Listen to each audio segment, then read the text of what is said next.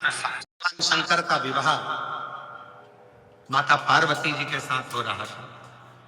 हिमालय राज ने पूरा साज सजाया था, बहुत सारे कलश लगाए थे, तोरण द्वार लगाए थे, मंडप लगाए थे, पूरा साज सजा हुआ था। पूरा संपूर्ण साज। शिव जी का विवाह पार्वती के साथ।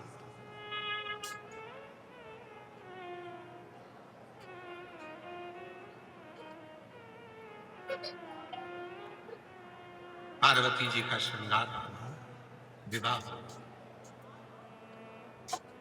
दूल्हा बनकर भगवान शिव आ भी गए। पार्वती जी के साथ उनका विवाह होने लगा।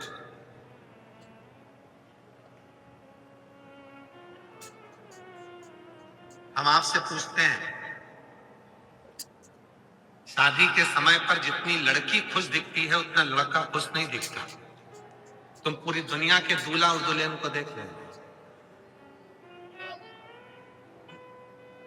और बल्कि स्टेज पर अगर लड़की ज्यादा खुश दिखती है तो पति का मुंह देखकर बेचारी वो भी मुसद्दी लाल हो जाती है, एकदम चुप। ज्यादा हंसूंगी, मुस्कुराऊंगी, अपनी बहनों से बात करूंगी, सहेलियों से बात करूंगी, इनका मुंह मेंढक की तरह लटका हुआ है तो मुझे भी ऐसे करना पड़ेगा। चेहरा उतरा।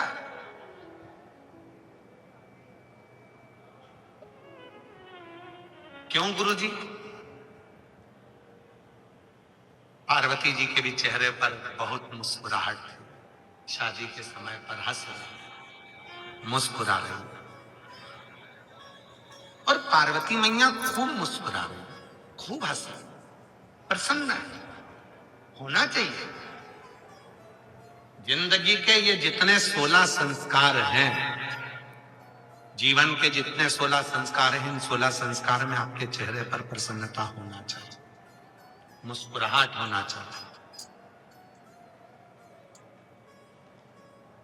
और यहां तक शिव पुराण कहती है कि आखिरी का जो संस्कार है ना, अंतिम संस्कार, शिव पुराण कहती है उसमें भी आपके चेहरे पर मृत्यु की सैया पर भी अगर आपके प्राण छूट रहे हैं तो मृत्यु की सैया पर भी आपके प्रसन्नता होना चाहिए कि अब उस अभी तक संसार से मिला था, अब जा रहा हूं उस परमात्मा से मिलने के लिए। ये मेरे चेहरे की प्रसन्नता है। प्रसन्न।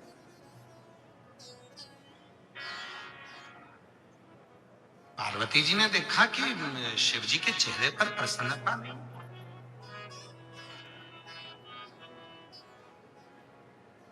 क्या बात है? एकदम जैसे शंकर भगवान पहले थे वैसे ही आज नजर आ रहे हैं, कोई अंतर ही नहीं दिख रहा। विवाह में तो खुश होना चाहिए, और इनके चेहरे पर तो कोई प्रसन्नता दिख ही नहीं रही। बात क्या है?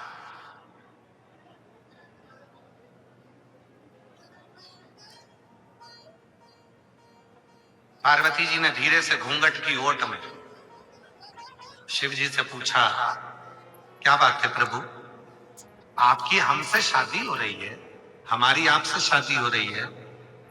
मेरे पिता हिमालय राज कन्यादान करने के लिए बैठे हैं, मेरी माँ मेनावती भी कन्यादान करने के लिए बैठी है,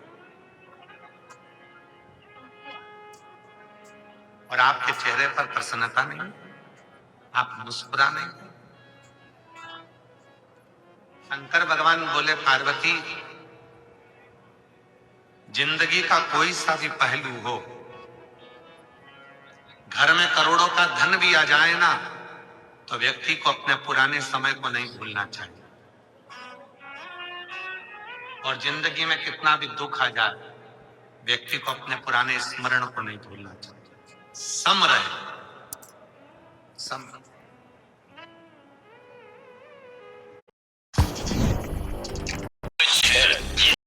विवाह नहीं होता तब तक वो दो पांव वाला रहता है।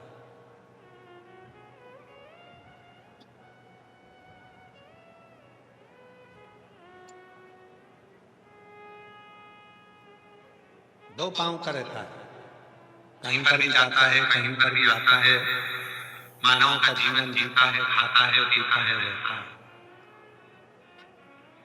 शादी हो गई, उसके साथ में 2 पांव और जुड़ गए।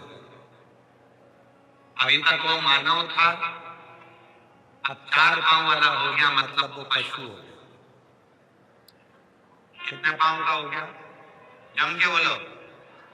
जिसके साथ वो फेरे ले रहा है, 2 पांव उसके हैं, 2 पांव पीछे पीछे जो चल रही है उसके हैं।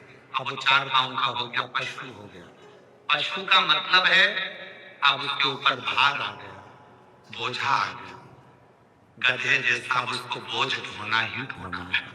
पूरे परिवार को लेकर चलना है, सबको लेकर चलना है।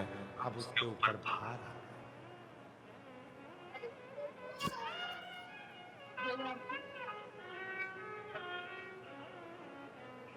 पशु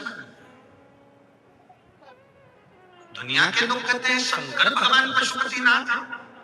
शिव महापुराण में भगवान शंकर के विवाह का प्रसंग हो रहा है कि भगवान शंकर पार्वती जी से कहते हैं कि केवल मैं अकेला पशुपतिनाथ नहीं हूं। जिस लड़के की शादी होती है और वो अपनी पत्नी के साथ जब 7 फेरे लेता है तो वो भी पशुपतिनाथ बन जाता है। वो भी पशुपति, मतलब अब तेरे ऊपर भी भार आ गया। अभी तक 2 चरण थे, अब 4 चरण आ गए। अभी तक 2 पांव थे, अब 4 पांव आ गए। जब 4 पांव आ जाए तो समझ लेना कि बोझा ढोना चालू करना है, सबका वजन ढोना है। ससुराल वालों को भी झेलो और अपने परिवार वालों को भी झेलो। वो कुछ बोले उनको भी झेलो, वो कुछ बोले उनको भी झेलो। सारे रिश्ते, नाते, कुटुंब, कबीला सब बोझा कंधे पर आ जाता। तो इतनी सी बात पे डर रहे हो? पार्वती जी ने कहा इतनी सी बात पे डर रहे हो? शंकर भगवान बोले इतनी सी बात पे नहीं डर रहा। 4 पांव के बाद में 6 पांव भी होंगे। समझ गए आप लोग? जम के तो बोलो जरा। 4 पांव के बाद कितने होंगे? 6 पांव। हमारे 2 बच्चे भी होंगे। और 6 पांव किसके होते हैं? शंकर भगवान अपनी शादी में जो ज्ञान दे रहे हैं वो संसार के एक व्यक्ति को उस ज्ञान को धारण करना चाहिए। जब तक तुम्हारे 2 पांव हैं, तुम मानव हो, इंसान हो, जा रहे हो, ला रहे हो, कमा रहे हो, एंजॉय कर रहे हो, खा रहे हो, दोस्तों के साथ बैठ रहे हो, घूम रहे हो, फिर रहे हो, सब कुछ है। पर शादी हो गई, 4 पांव हो गए। 2 तुम्हारे, 2 धर्म पत्नी के, 4 पांव हो गए। 4 पांव हो गए मतलब तुम्हारे ऊपर बोझ हो पड़ेगी, सबके लिए संभालना पड़ेगा, सबको जोड़ना पड़ेगा। इसके बाद में अभी 2 पांव और बढ़ने वाले हैं, मतलब तुम्हारे घर में 2 बच्चे होने वाले हैं। अब कितने पांव हो गए? मतलब एक बच्चा होने वाला है तो कितने पांव हो गए? अब तुम्हारे घर में बेटा जन्म लेगा, बेटा जन्म लिया तो कितने पांव हो गए? 6 पांव। अब तुम्हारे घर में बच्चे 6 पांव हो गए। 6 पांव किसके होते हैं? मधुमक्खी के।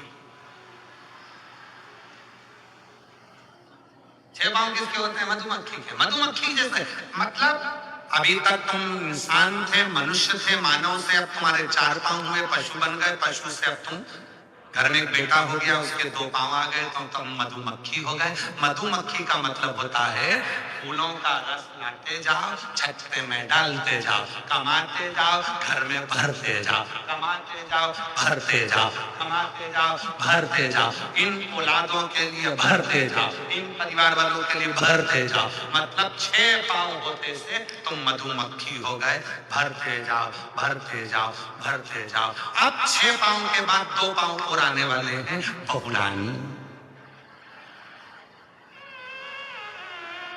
6 पांव के बाद में 2 पांव और आने वाले हैं। अब कितने हो जाएंगे? जम के बोलो। 8 पांव। शंकर जी करें अपने विवाह में पार्वती जी को, एक समय ऐसा आएगा कि 8 पांव हो जाएंगे, बहू घर में आ जाएगी। 8 पांव किसके होते हैं? मकड़ी के। 8 पांव किसके होते हैं? मकड़ी के। शंकर जी कहते हैं जब 8 पांव हो जाएंगे, इतना जाल बिछा लूंगा अपने व्यापार का, अपने घर का, पूरा जाल ऐसा बिछा लेता हूँ, खूब कमाता हूँ, खूब बढ़ता हूँ, खूब जाल बिछाया, फैक्ट्री, दुकान, घर, गाड़ी, बंगला, बच्चे, बच्ची, बहू, सबका जाल बिछा, और एक दिन उसी जाल में फंसकर मैं मर जाता हूँ और आगे बढ़ नहीं पाता हूँ। ये जीवन